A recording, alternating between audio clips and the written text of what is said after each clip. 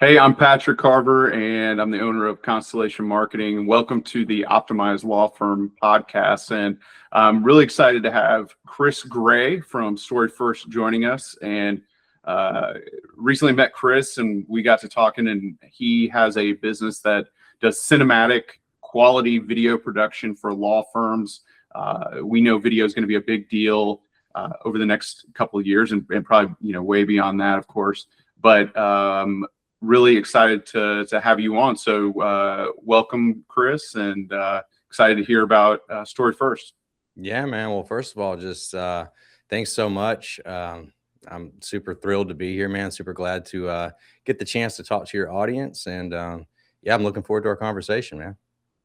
Awesome. Well, again, pleased to have you. And I think kind of what I'll start with is everybody kind of knows video marketing is important, and so I think what I'm hoping to accomplish with this is kind of get people on their way a little bit with like actionable steps that they can do. But I think before we dive into some of the more actionable or tactical type stuff, tell us just a little bit about yourself and who you help, how you got into video, and Yeah. a little bit about your business history. Sure, man. I could go on for days about how much time do you've got. I've had a crazy life, man, for sure. And one of the things that a lot of people don't know about me is I actually spent 20 years as an automotive painter, and Oh, so wow. I was in a completely different industry. I've only been professionally doing video now for the last 10 years, but prior to that, again, I was in a completely different industry, and I had actually been listening to a bunch of podcasts from like Tony Robbins and Gary Vaynerchuk for like 6 months. And so I just literally quit, left cold turkey. And so here I am, man, now with a wife who's just went through surgery. I've got, a 3-year-old. Now I've got a newborn baby. And I come home and I'm like, so I quit my job today. And, wasn't as received as well as I thought it would be. But nonetheless, man, I fought for like a year, really just trying to make it in doing anything video related. I was like on all kinds of sets. I was doing commercials. I was pretty much the poster child for fake it till you make it during those years, man. I was just like anything I could try to do to get around, people. And it came to a point, man, after about close to a year of that where, financially it was just like, man, if something doesn't change, I'm going to have to tuck my tail. I'm going to have to go back to painting cars, and I'm just going to have to admit that this didn't work. And lo and behold, I ended up seeing a job post for an Inc. 500 marketing agency that specifically worked with law firms, and they were looking for a director of photography. And I was probably the least qualified person to even apply for that job, but I actually made a video and sent it to them on Facebook on why they should hire me. And to make a long story short, that ended up working out, and so I got that job. And so I spent a good while there at that agency, and that was really like college for me, man. I mean, that's where I learned so much about not just law firms, but just filming in general, just about law firm marketing, about stories that make a difference, like what works, what doesn't work. And there were things that I saw there that I didn't like as well. But for the most part, man, it was a good experience. And I left from that company, ended up starting my own business, Story First. And, when I left there initially, I had signed a non-compete, and also the owner of that company was a good friend of mine, and he was really like one of my first mentors. So out of respect, I kind of went a little bit of a different path at first. I was doing pretty much all kinds of videos for, from real estate to anything you can think of. But I did want to niche back into law firms. And it was really just a few years ago where I kind of finally took the step, and I was like, I'm going back 100% full into just helping law firms. And so for the last 3 years or so, that's pretty much all that we've been doing with video, is helping smaller, I'd say law firms that, anywhere from solo practitioners all the way up to we've worked with law firms, I think, that have had, 10, 12 attorneys. And so that's a really long way to answer that question, but that's kind of a little bit of a backstory on me. It sounds like you got great experience, doing videos for law firms, and kind of moved around a little bit. what do you think, separates you, or kind of what you bring to it, or like your style compared to other video production companies out there? Like what's kind of the story first difference? Well, I think you just said it, right? It's story first. Mhm. I think one of the things that a lot of firm videos are missing is the story aspect. But to circle back, I would say too that it's, it's strategy.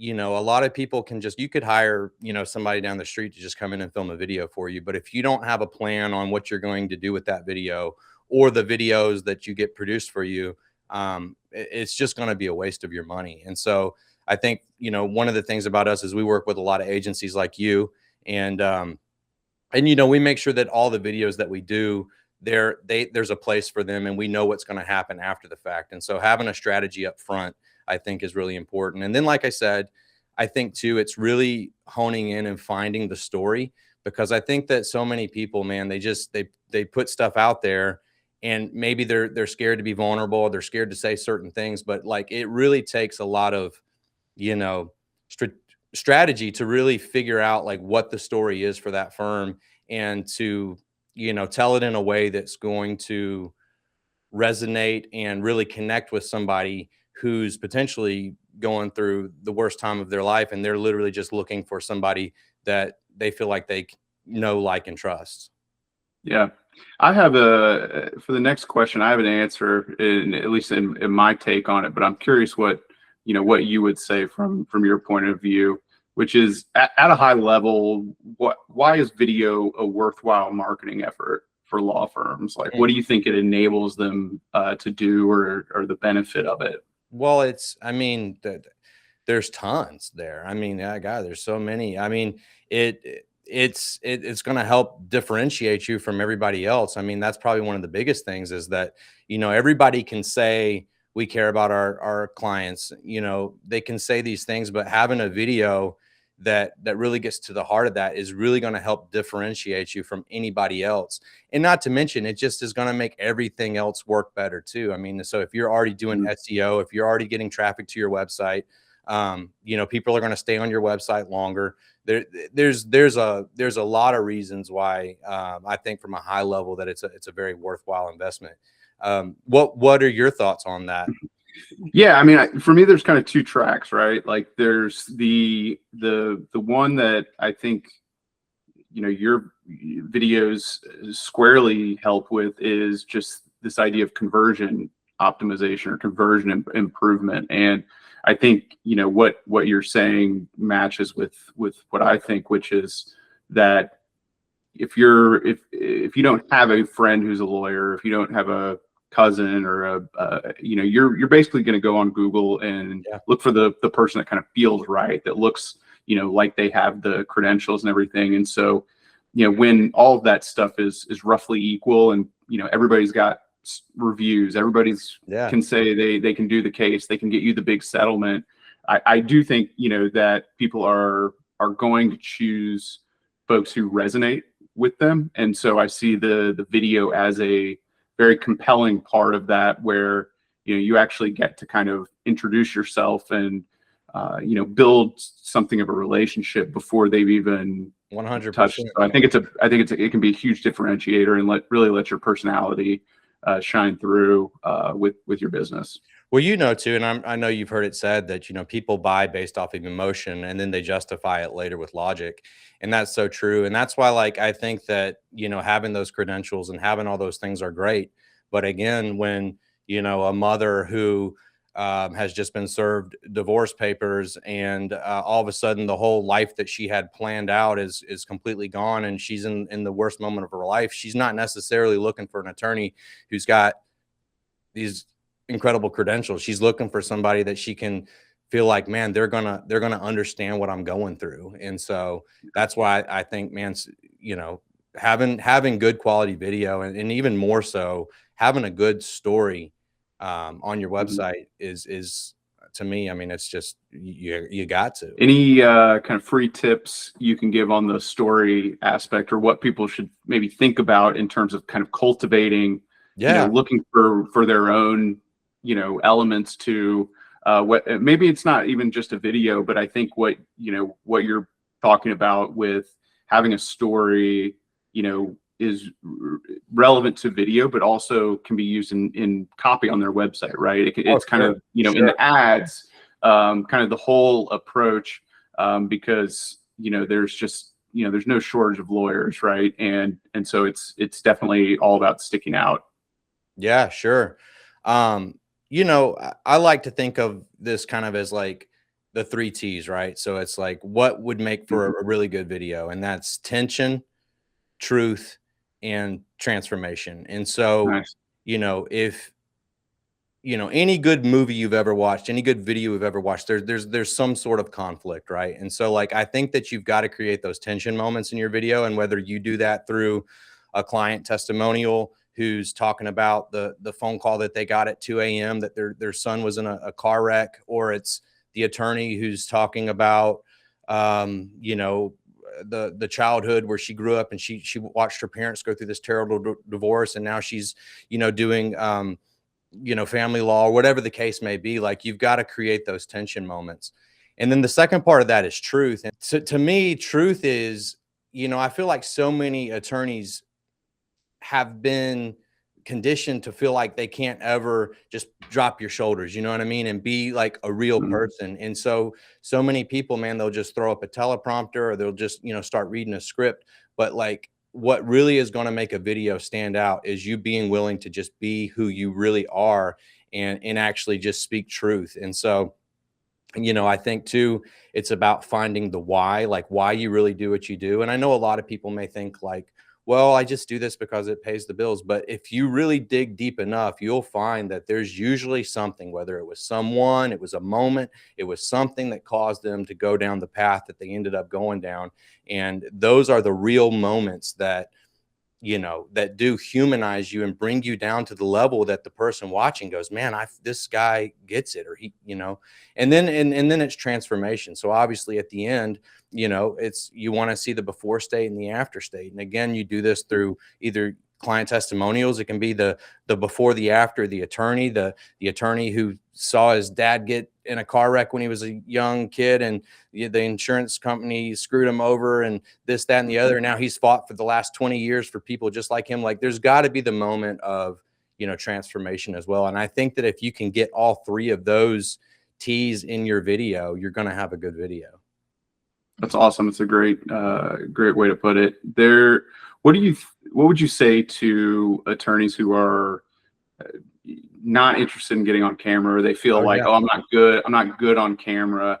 I don't have that skill set, that sort of thing. What do you typically say to them? Or I guess maybe just advice you can give to people who do feel kind of camera shy, or Sure, that, sure. they'll be, goofy, or whatever whatever they think they're going to look like, that's keeping them from doing it. Well, I would say, I mean, I this is me talking about how, so that it, I don't want to seem like I'm trying to sell myself or something, but I mean, that is one of the things that we try to do, at least with my business, is like, our Sure. process is very much driven around, we don't use actors, we don't use scripts, we don't use teleprompters. And so when we come in and we set up, I mean, you're not even going to really know that the camera's there. And it's really just as simple as me and you having a conversation like this right now. And so I know that there's a mental block sometimes of being scared of how you may look and things like that. And from a psychological level, I don't know how you get over that. But what I can tell you is that we make the process super easy, to where, again, it's very driven by conversation, and we do a lot of research on the front end to make sure that we're driving the narrative of the videos we create in the direction that we want. But as far as being nervous, I mean, or just saying, hey, I don't want to put myself out there. I mean, put yourself out there, or your competitor will. Yeah, I guess a couple things come to mind with that is, number one, I think lawyers put themselves out there already all the time. Not everybody's a trial lawyer, but Yeah. they have to pitch all the time. They have to present. They have Yes. to present themselves to clients. And so I don't think that skill set is, really, they're at odds, right? I think it's just a matter of, there's something about being in front of a camera that elicits this fear. The other thing I would say is just from my own, personal experience or thinking on it, which helps me to some degree, which is I just don't think anybody cares, right? Like I'm not that important, and like even though yes, this will be seen by potential customers, yes, like I think in your head when you're doing stuff like this or getting on camera, you're like, oh, I have to make it perfect because somebody out there's with a report card grading me, and like it's just there's gonna be these like kind of made up social consequences. I agree. I mean, you have to just don't exist, and like I just think people are like too busy. They don't care. Ultimately, don't care about me. So I mean, I'm what are the worst that could happen? I'm perfect example. I've got them. I mean, you can probably tell I have the most country voice ever. And there's a part of me that's like, man, I wish it was cool and smooth. And I was like Matthew McConaughey, but it really comes across as hick a lot of times. And so that was hard for me to get in my head to like try to get on camera and be myself, because it's like I'm scared of what people may think, or they may think I'm uneducated or this or that. But man, that's just a mental block you got to get past, because again, if you really want to stand out, if you want to look different than the guy down the street, then it really takes you being willing to put yourself out there. Yeah. And don't you think authenticity just plays a huge part in that? It does. As far as, not trying to be something you're not, and that comes through, and like, you may not be everybody's cup of tea, but my bet is that the more authentic you are showcasing yourself, that's probably the foundation of why you're successful at selling clients to begin with, right? Yeah, no, 100%. I mean, people are yearning for like authentic content right now too, especially when you see all the AI slop that's blowing up right now, and you've got, videos of, Yetis doing all kinds of crazy stuff, and there's nothing wrong with some of that stuff, and it's fun. But at the same time, people are definitely looking for human interaction. They're looking for real people that are okay to just be who they are. And so, yeah, I think it's more important now than it ever has been before. What do you think are the highest ROI types of videos that law firms can make, and maybe even cover what are some of the different types? Because I don't necessarily know correct terminology for it, and so we'd love to get your thoughts there. Sure. Well, I think that probably is dependent on the firm and what they're going to do with the videos. Specifically, I would say that, kind of, at least for us, like within all of our packages, we have what we call a heartbeat video, or some people call it a brand video. But this is kind of like the main video, that this is why I do what I do. And this is the video that's got the, testimonials kind of embedded in it. And it's the social proof, and it's the video that lives, on your homepage. And it's when that video goes off, it's like the decision's made for the person. They're like, this is my guy. This is my woman. This is who I'm calling. Right. And so that's kind of like the main video. And I would say that's the highest ROI if you already have a lot of traffic coming to your website, because again, that's just going to make your conversions go through the roof. If you don't have any traffic coming to your website, then that may not be the case. It could be something that's more short form that you're running ads with, or whatever the case may be. As far as like some of those different types, again, I would say you have like brand videos, and then I would say you have probably like profile videos, like attorney profile videos, because you probably know this too, that like the most visited page on a website is usually on an attorney's website is usually the attorney's profile page, because people want to see who they're actually going to be dealing with, going to work with, who's going to go to bat for them. So having a 90-second video up there that literally shows the human side of who you are, again, it's just going to make conversions go through the roof. And practice area videos, that's another type of video that we do with a lot of even the agencies that we partner with. They really like those from the standpoint of like SEO, also embedding those into like the Google profile, and for helping with like ranking and stuff like that. And so profile videos, practice area videos are essentially just, videos that they're very keyword rich, and it's very much more around like, hey, do you have a case? But again, those videos still serve their purpose. And then, one of the, I don't even know why I didn't start with this. One of the highest ROI videos is obviously going to be just testimonials, right? Like social proof.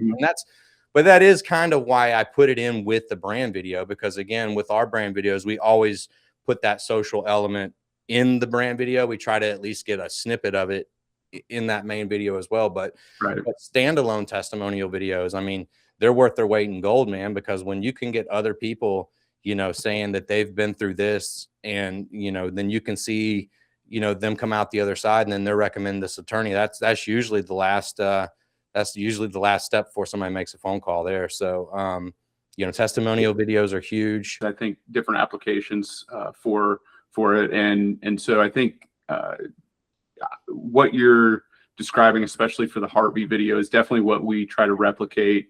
Or we have the same strategy for when somebody hits a homepage, typically, because that's usually where the majority of traffic is going to go to first. And so we try to basically make that same great first impression where somebody gets on the website and we want them to say, yep, that's exactly the service I'm looking for. And then I think they go through this process mentally of, okay, do they look legit? Have they done it before? And so then you start to layer in the badges and the reviews and your real case results and stuff like that. If you can get testimonials, right, I think that's an even bigger deal, and absolutely helps. And just, I think too, a benefit of all of this is going to be moving into this year and beyond. I think a key benefit will be increasing time spent on websites. Sure. I think a user metric from like the SEO and AI perspective is, I think that's going to be a big factor where Google and the other tools are, basically looking for who's actually a legitimate person, right, and has good experience and all of that. And so someone staying and getting value out of a page, presumably from staying there, I think is going to be a big deal. Yeah. And even like having the transcripts for those videos and then embedding that into like the schema on the back end and things like that also help a lot with search and with like ranking. And even now, like AI and like, trying to rank for, getting picked up in AI engines like ChatGPT and stuff like that. So yeah. What do you think a video should communicate in the first 10 seconds to really get a hold of a potential client's attention? Because I think such a big component of video marketing is probably the hook, and that's really the key piece of success for YouTube videos. But what do you think about that? I think that it somewhat is dependent on, again, the type of video, whether it's an organic social media video, a paid ad, or potentially a brand video. But I think across the board in all of it, it's about the potential client being able to see themselves in it. And so that's why even with us, like, we try to start out our videos with, something that's outside of an office, whether it's, walking in nature or this or that. So I think that, just trying to get the person that's watching, the potential client, to see themselves in that video. And I think too, like, leading with empathy, and, making the video, again, not so much about like us and what we do, but, trying to make it more about them. And so again, I mean, there's a whole thing on hooks, right? And like, so I don't know. That's kind of a tough question to answer, but I think that, and some of that is, I feel like you just kind of got to know what you're doing to find the right hook. You know what I mean? I wish I had a better answer for that, but. Well, I think you landed on something important, which is the being able to see yourself in the setup. And I think, that personal connection reinforces kind of everything we've been talking about with, the reason, the value from it, getting someone, hooking them, or kind of getting them, for you to kind of break out of the, average of other lawyers, right? About what all they're competing against. If you're starting your video out with a graphic, like, you're done. You know what I mean? Like, I can say, don't do that if that's okay. Yeah. That's funny. All of that dovetails in my next question, which is, what is the biggest mistake that attorneys make with video?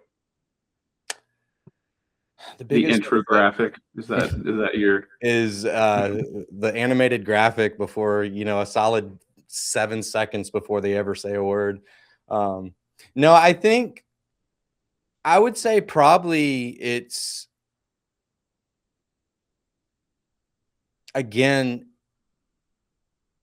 well, there's multiple answers to this, but if we had to say biggest, I would say making the video all about them and Mhm. like their credentials versus like trying to make the video into what the person who's going to hire them is wants to see.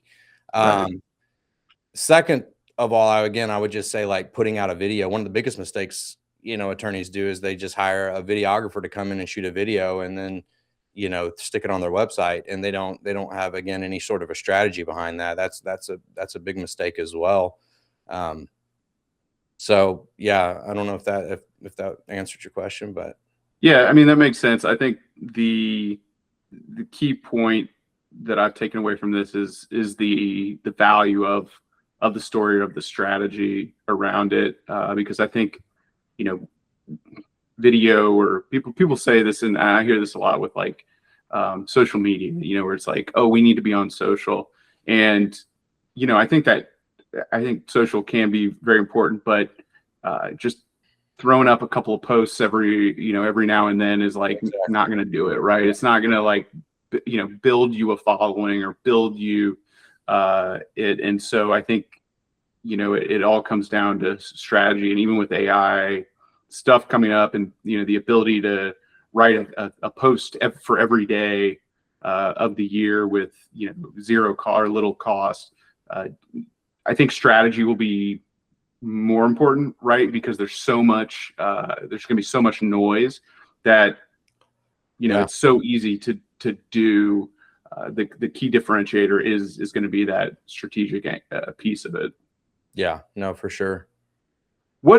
So let's talk a little bit about kind of end with just almost like a little discussion, or some tips for the DIY approach. So some folks like, let's say in conjunction with what you do. I think what I've seen from you guys is you have beautiful videos.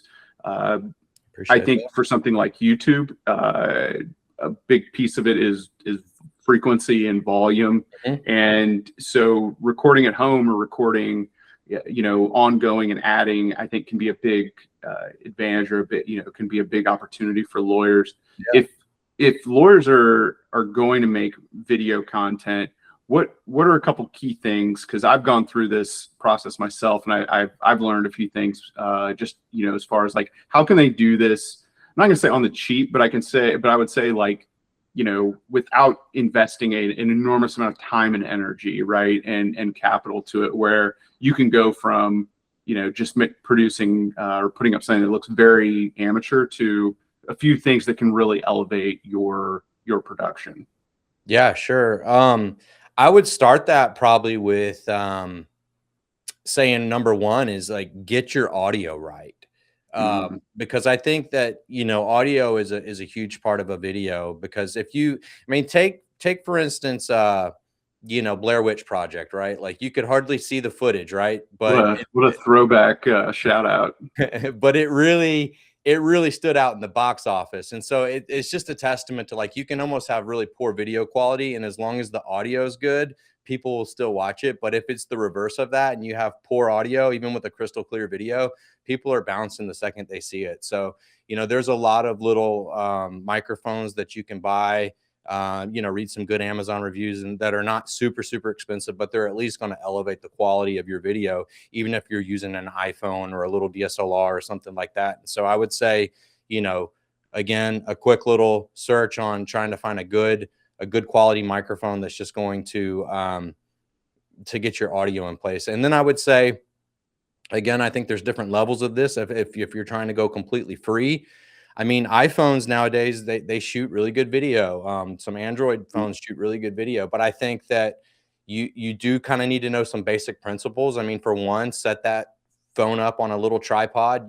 get you something where you can frame it up and, it's not going to be all moving around, and, get something, where you can set it in a certain kind of way. In your office, if you've got windows, try to position yourself where you're getting, some of that window light hitting you, and you're not going to be just completely in the dark if you can't afford any sort of lighting or anything like that. And I would also say that there's just like a million videos on YouTube on very, very basic like filmmaking tips. And so I think that, again, from a very free level, or very cheap level, and maybe just a few hours of research, you can find what you need. But the biggest thing is that you want good audio and you want to be lit well.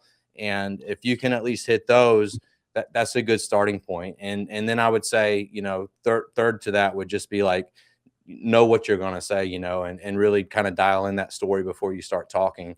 And I will say too, like, again, to your point, if you are making videos for YouTube and you're trying to crank those things out like super fast, like I see nothing wrong with putting out videos from a phone, or I even have this little thing right here that I'll sometimes, this is the DJI Osmo. Like I even shoot like behind the scenes stuff with this sometimes. And, so there's nothing that, they even talk about like the quality triangle, where it's, you almost don't want all of your video to be, perfectly 100% professional. There's value in having different stages of it. And so, but I would say, like, for like a home page video on your website, potentially, invest a little bit more than a DIY cell phone video. But, so I don't know if that helps, but yeah, for sure. I mean, I think what I would offer as well in that is that, I think it's just about getting going, right? And you don't need